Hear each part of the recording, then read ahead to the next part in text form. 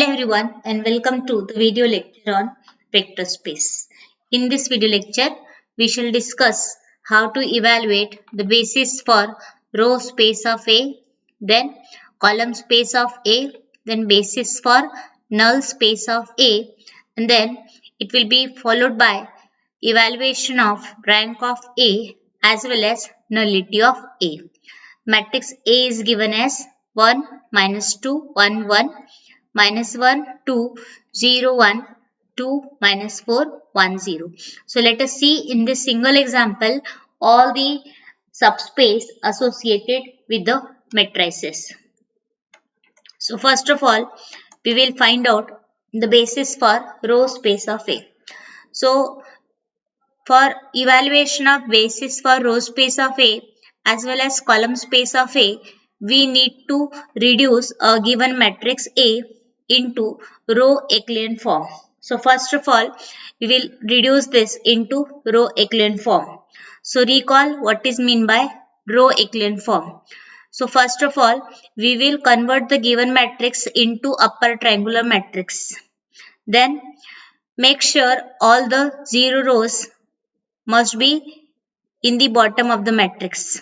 And third, all leading one, a leading element should be one only in each non-zero rows. So these condition when it gets satisfied, then we will call it as row echelon form. So first we will convert this into upper triangular matrix. So given A is the matrix 1 minus 2 1 1, then minus 1 2 0 1, then we have 2 minus 4 1 0. Identify here the diagonal elements. Diagonal elements are 1 2 1. So all elements below the diagonal must be made 0. So for this let us operate. So for reducing minus 1 into 0, I will take the help of first diagonal elements. So for this we need to operate R2 plus R1. And in order to convert 2 into 0, the row operation to be performed will be R3 minus 2R1. So operating this, we get A as the reduced form will be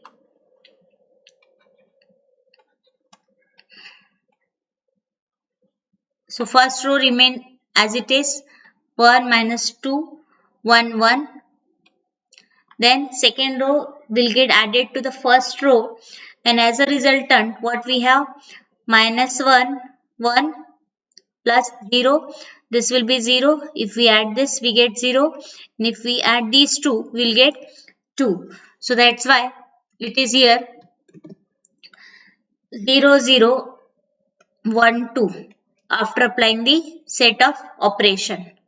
Similarly, let's apply R3 minus 2R1. So this gives us 0 0 minus 1 minus 2. Again, I check every time whether you get upper triangular form or not. So here what we have? We have all elements below the diagonal is 0. So this is upper triangular form. Then find out the non-zero rows. So my first row is non-zero row, second is also non-zero row, and third row is also non-zero row. Then identify the leading one. So here leading one is this one. All elements below the leading one should be 0. So that is what we have here. Whereas if I'll take the next leading one, so leading one here is this one, right? Leading one means the first non-zero element of that row, and that should be 1 only. That's why it is leading one. So here in the second row, leading one is this one, but all elements below the leading one has to be 0, which we do not find here. So next we will have to perform the operation just to make all element lying below the leading one to 0. So for this we will operate R3 plus R2. R3 plus R2. So this A becomes, so A will take the form 1 minus 2 1 1, then 0 0 1 2, and by this operation this becomes 0 0 0. Now again check. First condition, it should be upper triangular matrix. Second condition, identify leading one. So this is a leading one. First non-zero element of the first row. Second leading one, that is first non-zero element of the second row. And then all elements below the leading one should be 0. So this is what it gets satisfied. Now after this, we will have to check whether all 0 rows are in the bottom or not. That is what is happening here. This is a 0 row which is in the bottom of the matrix. So this is our required row echelon form, which is required row echelon form.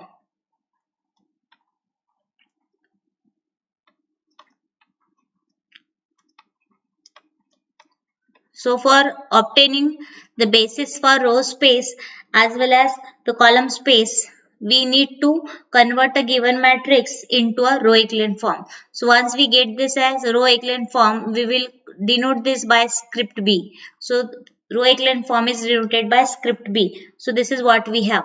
Now identify the non-zero rows. So non-zero row is, first row is non-zero. Let us denote it by W1. Second row is also non-zero row, so it's W2, right? So therefore, once we get the row echelon form, now we are in the position to write the basis for row space of A. So therefore, the basis for row space of A, row space of A is nothing but the linear combination of all the elements in the non-zero rows. That is, in short, it is nothing but the number of non-zero rows in this row echelon form. So what is non-zero rows? So it is W1, W2. These are non-zero rows. So therefore, we can have the basis for row space of A. Basis for row space of A, which we denote as Rs of A, that is equal to, it's a collection of W1, W2. So W1 is the row containing elements 1, minus 2, 1, 1, and then W2 is the row containing 0, 0, 1, 2.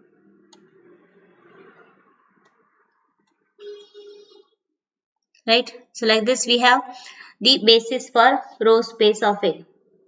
Now we, as soon as we get the basis for row space of A, so we have seen as per the definition that dimension of row space of A, dimension of row space of A is nothing but the number of elements in the basis for row space of A. So number of vectors or the number of elements in the basis. So this is nothing but number of vectors in the basis for row space of A. So what we get? So this implies how many vectors are there in the basis? 2 vectors. So dimension for row space of A is equal to 2, which are W1 and W2. So like this we get the dimension of row space of A. Again we know that the dimension of row space of A gives us the rank, right? So that is rank of A, here we get it as 2. So in this way we get the row basis for row space of A as well as its dimension, which is rank of A. Now let's go for evaluation of the column space of A. Now what is mean by column space? For this we will see the position for the leading element. For this we will see the position of the leading element. Now what we find here, the leading element, leading one are in the first row, first column, that we denote here as C1 star, and another leading one is in the third column, so which we denote by C1 star, C3 star. Again its corresponding column its corresponding column in A are denoted by it is C1 and here it is C3. So what is mean by the basis for column space of A? So basis for column space of A, basis for column space of A is nothing but equal to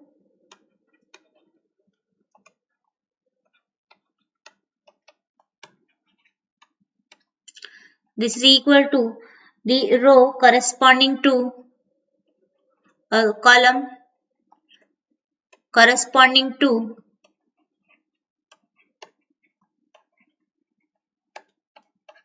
C1 star and C3 star in the matrix A. So C1 star and C3 star, this we have in matrix B. So its corresponding column in the original matrix. So what is it? It's nothing but C1 and C3. So that gives the basis for columns of space of A. So therefore, the basis for column space of A. Column space of A is denoted by CS of A. So that is equal to the set containing the column in A corresponding to C1 star and C3 star. So that is C1 and C3. So what is C1 and C3? So you can see C1 is the first column of A, which is 1, -1, 2. And what is third column? 1, 0, 1. So this forms the basis for column space of A. So that is equal to the set containing first 1, -1, 2 and second column which is 1, 0, 1. Let me check. Yes, 1, 0, 1. So like this we get the column space of A. Now again we will find out its dimension. So dimension of column space of A. Dimension of column space of A. This is nothing but as per definition the number of vectors in the basis for column space of A. Right, as we are finding the dimension of column space of A, so we'll just look for the number of vector in its basis. So here again we have two vectors C1 and C2, so that's why it is 2 here. Now again dimension of column space of A is nothing but again represents the rank of A. So you can see whether you find the dimension of row space of A or dimension of column space of A. Both gives you the rank of A. And here we find the rank of A comes out to be 2 in both the cases.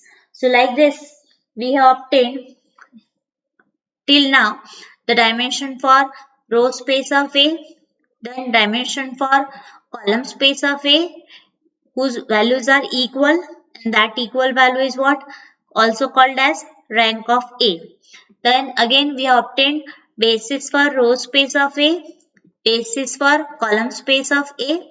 Now let's go for evaluating the null space of A. So recall the definition for the basis for null space of A. So we know that basis for null space of A, basis for null space of A is nothing but the solution of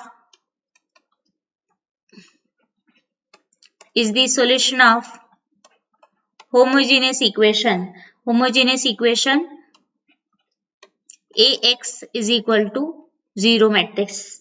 Right? Here we know A. Now, so this implies what it will be. A is a given matrix which is 1, -2, 1, 1. Then second row is 0, 0, 1, 2. And third one is 0, 0, 0, 0. Now you can see here I have used the row echelon form of the matrix A, which is nothing but given by what? B. Row echelon form is used here for sake of simplification purpose, right? So this is equal to 0 into X matrix of unknown. Now you can see here we have 4 columns. So here column vector will involve 4 elements. So it is X, Y, Z, T say. Because for matrix multiplication, both the matrix must be compatible, right? Comparable. So that is what we are doing here. So as we have 4 columns, so that's why here you will have 4 unknown. That is equal to, again, the dimension of or the size of X is same as size of 0. So that's why here we have this one. Right, now let's simplify this. So what we get? Multiply first row with the first column. So we get X minus 2y plus Z plus T equal to 0. Similarly, we have the next equation as Z plus 2T equal to 0. Z plus 2T equal to 0.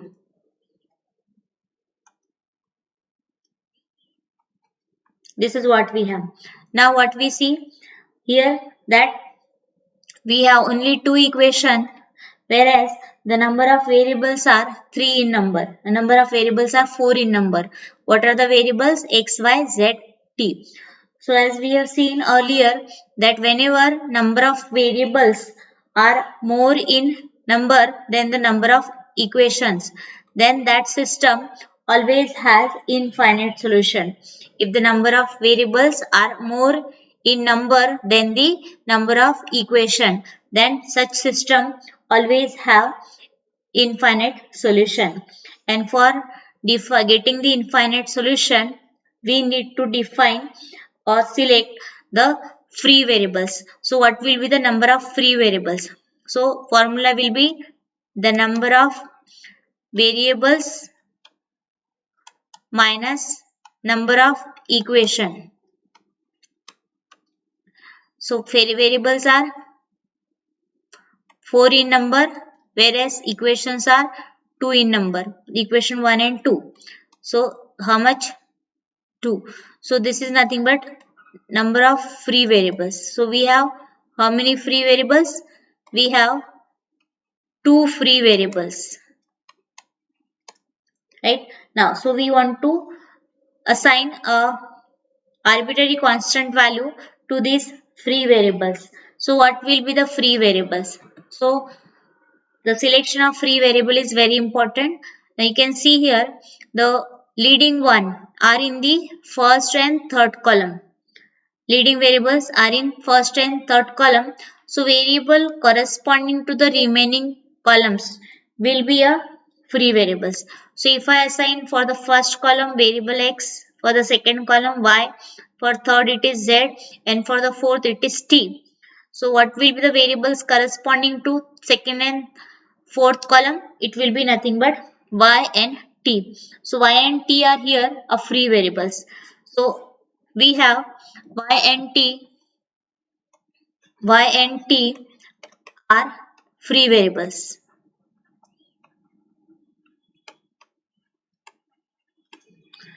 So now set the values for free variable.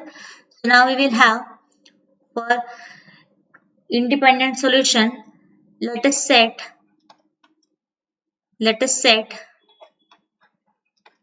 first Y as 1 and then Z equal to 0.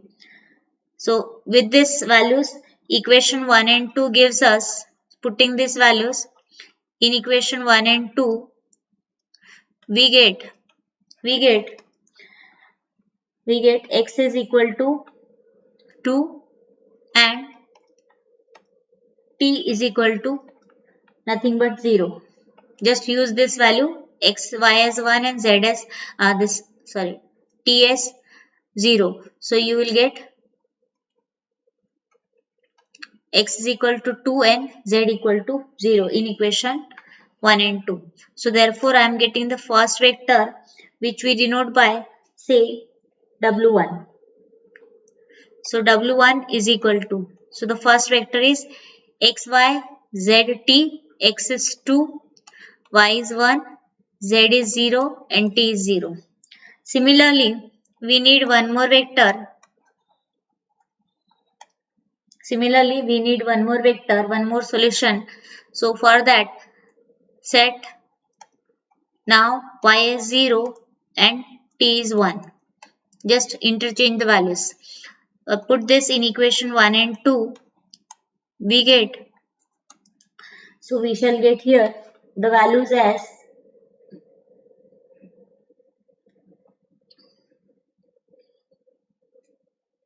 substituting these values, we get here the value as nothing but equal to. So let's set the values. So you will get it as, let us see what we will get. So now x is y0 and t is 1. y0, t1. So t1, so you will get z equal to minus 2. Minus 2. Z equal to minus 2. And then put all these three values in equation 1. So t is 1. Yes. Z is minus 2. So minus 2 plus 1 minus 1. Then the value of y is 0 and x. So x minus 1. So x is equal to what? What we shall get? We shall get it as plus 1. So value of x is plus 1.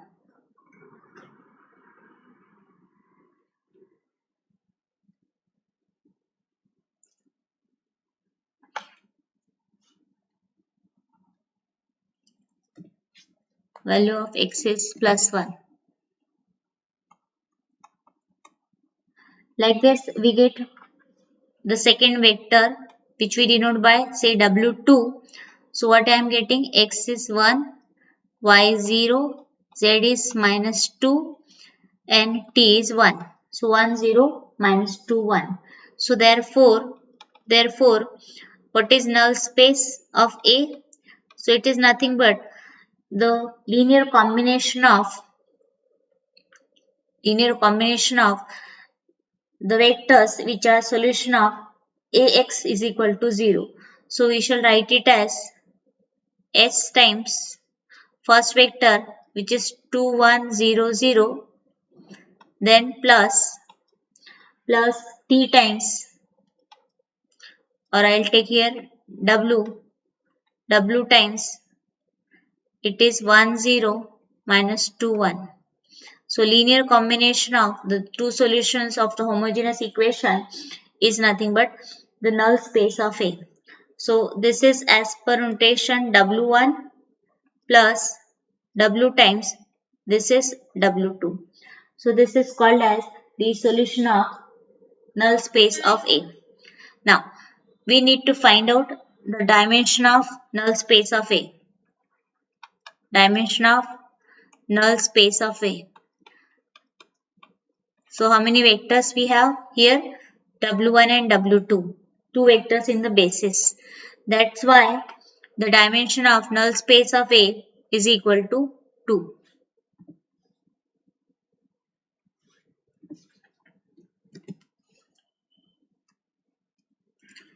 Now, if we really wish to check whatever we have obtained is correct or not, so here we will use the theorem that if A is any matrix of size m by n, then rank plus nullity, rank of A plus nullity of A is equal to nothing but n. So here dimension of null space of A is called nullity. Now in this example, what is the size of the matrix?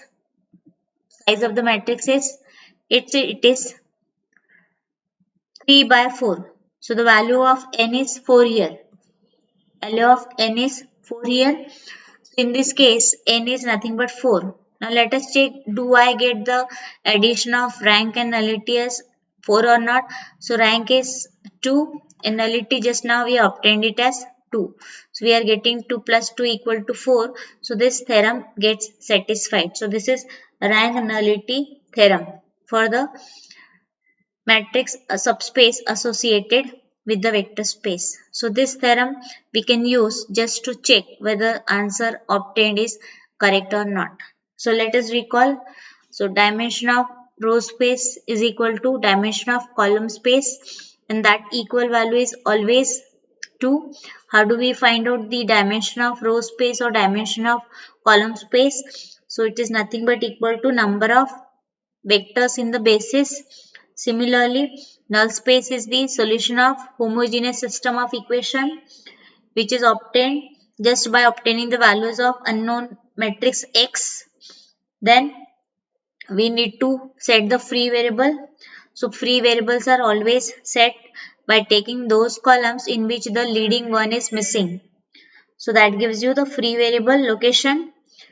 Once you get the set of free variable, find out the vectors, and then the number of vectors in the basis of null space is nothing but the basis for null space of A, and number of vectors in the basis for null space of A is called as a nullity. So like this, given any matrix, one can find easily the basis for row space of A, basis for column space of A, then basis for null space of A, rank as well as nullity. So in the next video lecture, we shall see one more example where a matrix A will not be given. So we need to first generate a matrix A from the set of situation, and then we'll learn how to find out all these components. Thank you one and all for watching the video.